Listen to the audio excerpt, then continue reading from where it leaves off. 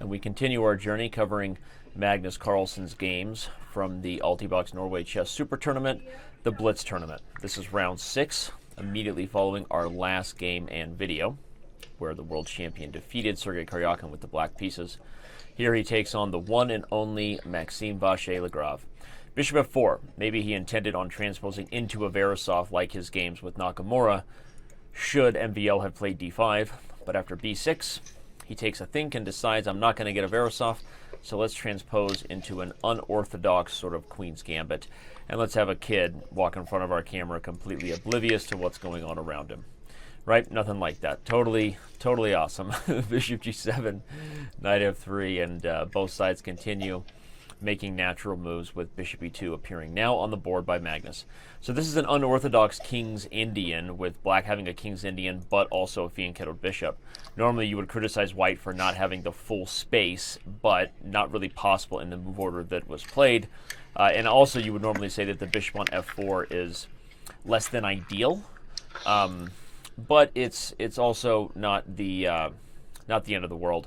Especially given that the position has become just a totally sort of strange variation of a King's Indian h3 played with the obvious purpose to make sure that this bishop has some luft to retreat to should black decide he wants to try to win it. Here Maxime plays e6, probably the first move I'm not crazy about, and Magnus immediately kind of punishes it with b4. I think a5 was more natural to stop b4. e6 feels a little bit too much like a dubious opening Hikaru Nakamura would play in Bullet. Magnus immediately plays b4, and even though a5 appears now, Magnus is able to support his big space advantage with a3. The knight comes into e4 again. MVL being a little bit tight here with the pieces. They're sort of wrestling each other for squares when you lack space. It's natural to try to make a trade and give your pieces a little more room to operate. Generally, this should be, I would say, about equal, and I think the evaluation of the engine would agree with us here. But potentially in this position currently, I think that white has decent chances with the big space that Magnus was able to establish here. He makes this trade, immediately follows with knight to d2 with the obvious intention of exchanging the light square bishops, which is going to potentially further expose these squares over here for later operations. MVL trades, and after knight takes f3, we get our first sort of mini think of the game here. Despite the evaluation and assessment that white's a little bit better, Maxime has done what he's needed to do to trade off pieces and again play the position with a small space disadvantage. Now he's able to play e5 and seems like a natural critical move. And as I said, we're getting our first think here because Magnus has some tough decisions to make.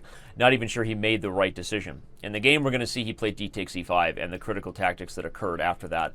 But actually, probably bishop to g5, either inducing f6, which is kind of dysfunctional when you block your own bishop, or even bishop to g3 instead were probably better. He played d takes e5, and I think you can see from Maxime's body language, he's a little surprised. He takes with the knight, and I think happily, as he should. What exactly would be Magnus's intentions now when I'm attacking the c4 pawn, if you're thinking like Maxime? Certainly trading here would be less than ideal, as this exchange would force the queens to come off, and black is in great shape. But Magnus surprised again after the knight takes by playing rook to c1. Why is that a surprise? Because as Maxime starts to think about here, the obvious continuation that we have to consider is knight takes f3 and then bishop to b2, potentially winning the pawn on a3. Maxime calculates and decides against it, but to show quickly how that might have gone, if Maxime just outright wins a pawn, what Magnus was probably relying on is ideas like maybe even bishop h6, and then some sort of compensation on the dark squares. But Maxime would have options to both sacrifice the exchange or play moves like rook e8, and after a trade on a5, I just have a hard time seeing white really launching a mating attack here to justify the pawn sack when this rook is so well positioned. There's ideas of queen h4, and there doesn't seem to be any other clear ideas going on for white. So as we said, Maxime kind of took the bait after rook c1, and he took on b4. Magnus took back. And then he didn't continue to make a trade here. He just played the move queen e7, and that's where Magnus plays what I think is the best move of the game to this point. He drops this knight on d4, very, very strong.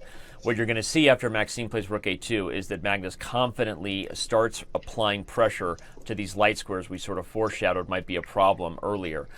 Doesn't hesitate on the next move to eliminate the knight, but Maxime starts hesitating, which sort of suggests maybe he recognizes that he isn't thrilled with this transition, because the more the pieces come off the board, the more it becomes clear that either Maxime is going to be defending a good knight versus a bad bishop type of position here, or he's regretting that he didn't trade that knight earlier, maybe going for that bishop to b2 line as we discussed. The knight comes in with tempo, and after queen e6, Magnus isn't satisfied, brings the knight back to b4, where it has a new goal, obviously, on d5.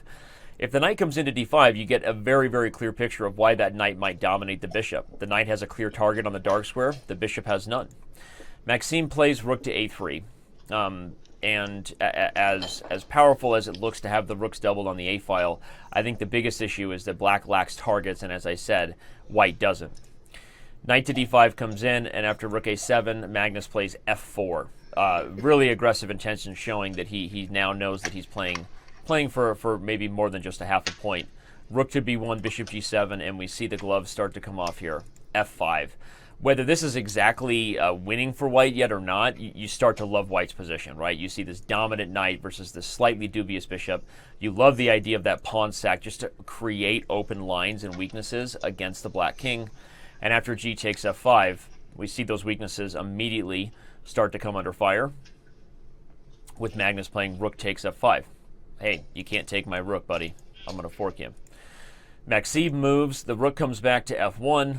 The threats that Magnus has to deal with on the first rank notwithstanding, it's really just a matter of time before he brings the queen over to the king's side, and we start to see what's going to happen to this open black king.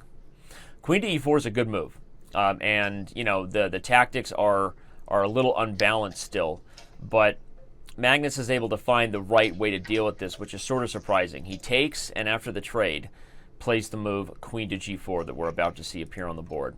Suddenly you realize that, hey, that transition I did to open up your king side wasn't just about opening up attacking chances, which there are threats now, things like knight f6 check and the fork, but also the more I can just trade pieces, the easier it's going to be for this knight to show its dominance in the board. Maxime brings the rook back to a7. Magnus plays g5. And this is getting more and more familiar to us as far as watching how Magnus Carlsen wins chess games, right? This is an edge that he's just so comfortable grinding out, brings the king up. He's going to continue to bring just the king into the game, the rook into the game, and black's rook is stuck guarding a pawn that it really wishes it didn't have to, right?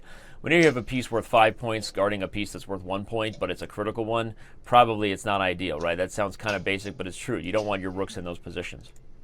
Maxime is attacking now, choosing rather have the active rook than have the rook sit there and guard the pawn. But as soon as Magnus sees the opportunity, he captures it anyway. We get this check, and on king f3, Maxime has a new issue. Now that the c7 pawn is gone, you can see which pawn is on the knight's eye next, right? That's the b6 pawn.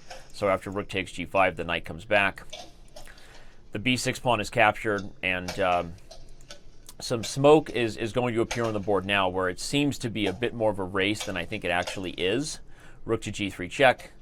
The king retreats itself to avoid any sort of mating net ideas by coming into e4. h3. The knight comes into d5.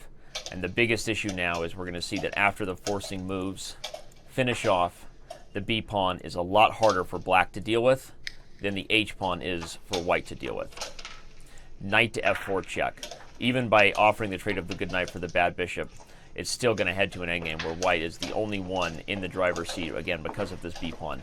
In fact, it's so obvious to players at this level that they simply throw in the towel here, or Maxime simply throws in the towel because this b pawn is going to run up the board. And as we see now, if you've watched all 3 videos in this series, Magnus Carlsen is in fine form here at the Norway Blitz Chess Super Tournament.